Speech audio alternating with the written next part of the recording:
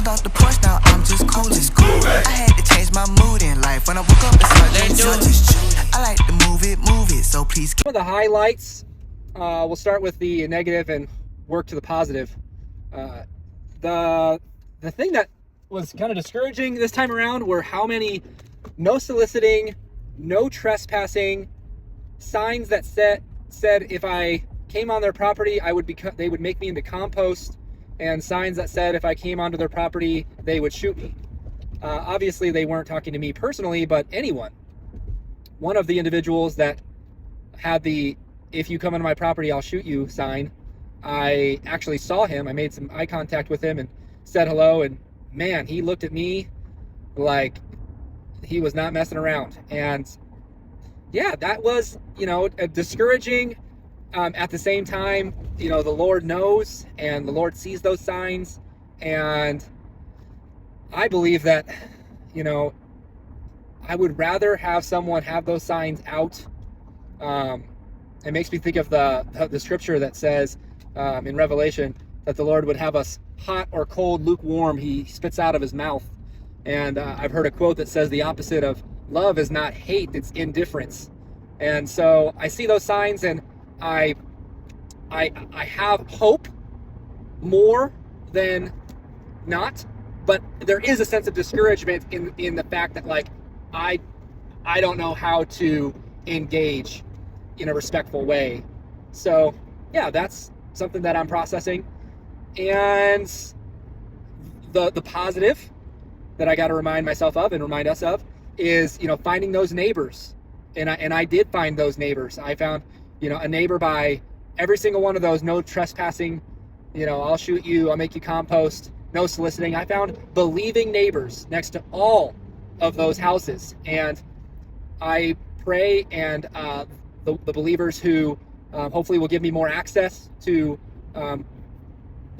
communicate with them and grow with them, I will definitely be, encouraging them as they see those neighbors that are resistant, to find ways to start conversations, because those neighbors might be only reached by their neighbors or their coworkers or their family members.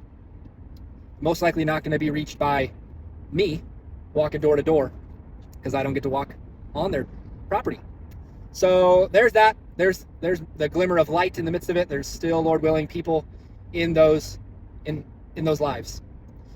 And yeah, so I would say the shining through all that neighborhood today, and most of the bread I gave away were to believers, which was really exciting. Feels like the first time it was that much of a majority.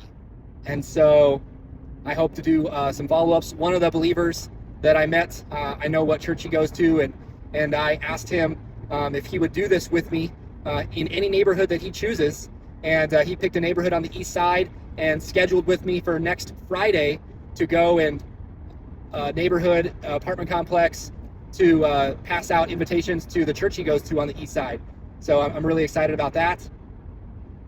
And the last story I'll share briefly is Peter just recently moved from New York, probably in his 60s, and had a hearing handicap, but was able to have a good conversation, and asked him how I could be a blessing beyond the bread. And he talked about helping him move in, and I'm excited to do that. And I met a Lutheran pastor that lived just down the way from where Peter moved in, and I plan on connecting them, and I'm looking forward to that, and hopefully getting sooner than later to know Peter and where he's at spiritually, and encourage him wherever he's at towards just stronger faith, or some saving faith. So excited about that connection. All right, those are just some of the stories from today, and I look forward to coming back with you next time, Lord willing. Peace.